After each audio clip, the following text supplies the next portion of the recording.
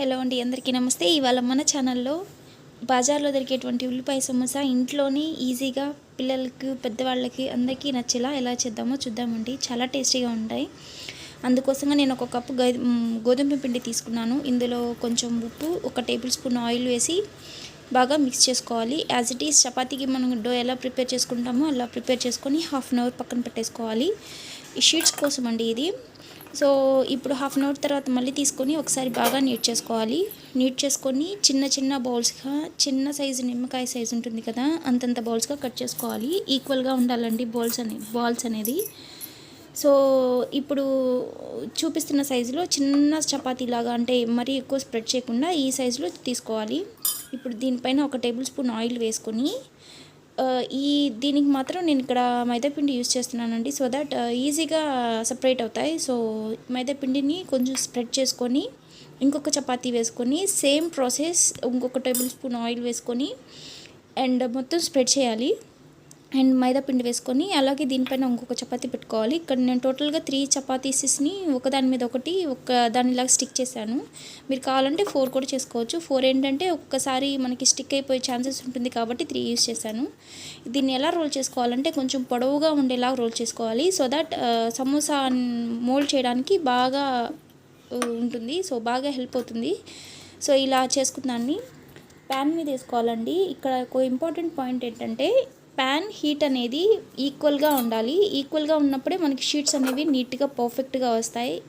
ఎక్కువసేపు కాల్చకూడదు. చూపిస్తున్నాం కదా, లైట్గా హార్డ్ అవ్వాలి, అంటే దానికి సెగ తగలాలి అంతే. సెగ తగిలిన తర్వాత హీట్ మీద ఇవి కట్ చేసుకోవాలండి. హీట్ మీద కట్ చేస్తేనే మనకి లేయర్స్ అనేవి సపరేట్ అవుతాయి. సో వీడియోలో చూపిస్తున్న విధంగా సపరేట్ చేసుకోవడమే. చూసారా ఎంత బాగా సపరేట్ అయ్యాయో. ఇంతేనండి. ఈ షీట్స్ ఇలా మొత్తం ప్రిపేర్ చేసుకొని మనం ఒక తడిగుడ్డలో చుట్టుకొని ఫ్రిడ్జ్లో పెట్టేసామంటే వారం వరకు ఫ్రెష్గా ఉంటాయి. మనకి ఎప్పుడు కావాలంటే అప్పుడు యూజ్ చేసుకోవచ్చు. సో నేను ఇలా మొత్తం షీట్స్ని ప్రిపేర్ చేసుకున్నాను.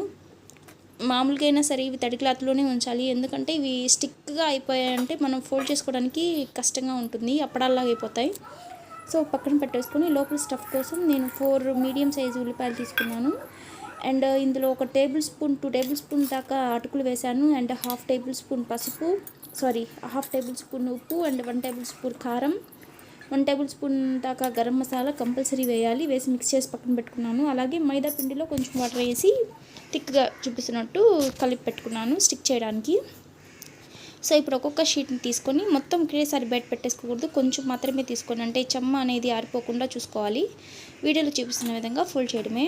ట్రస్ట్ మీ, చాలా బాగుంటాయి. అండ్ ఎగ్జాక్ట్గా స్ట్రీట్లో మనకి ఎలా దొరుకుతుందో అలాగే ఉంటాయండి. సో ఫోల్డింగ్ అనేది కొంచెం జాగ్రత్తగా చూడండి. ఒక సైడ్ పట్టుకొని 1 టేబుల్ స్పూన్ కాదు, దాంట్లో ఎంత పడితే అంత స్టఫింగ్ని ఫిల్ చేసుకొని ఫోల్డ్ చేసేయడమే. చాలా ఈజీ కదండి. ఈ షీట్స్ కూడా ఫ్రిడ్జ్లో స్టోర్ ఉంటాయి 1 వీక్ వరకు. సో మొత్తం ఇలాగే ప్రిపేర్ చేసుకున్న తర్వాత ఇలా ప్రిపేర్ చేసుకున్న వాటిని ఒక 10 మినిట్స్ వదిలేసాము అంటే అది కొంచెం స్టిక్గా, అంటే చెమ్మంతా ఆరిపోతుంది. సో ఒక్కొక్కటిగా వేసుకొని మీడియం ఫ్లేమ్ మీదే ఫ్రై చేసుకోవాలి. లైట్ గోల్డెన్ ఉన్నప్పుడే బయటికి తీసుకున్నామంటే బయటికి తీసాక ఇంకొంచెం డార్క్ అవుతుంది. సో ఇలా తీసేసుకొని ఒక్కొక్క బ్యాచ్గా వేసుకొని పక్కన పెట్టేసుకోవడమే. అఫ్కోర్స్ సమోసాలు ఉన్నాయంటే మిర్చి కంపల్సరీగా ఉండాలి. సో మిర్చిని కూడా ఫ్రై చేసి పక్కన పెట్టేసుకోవడమే.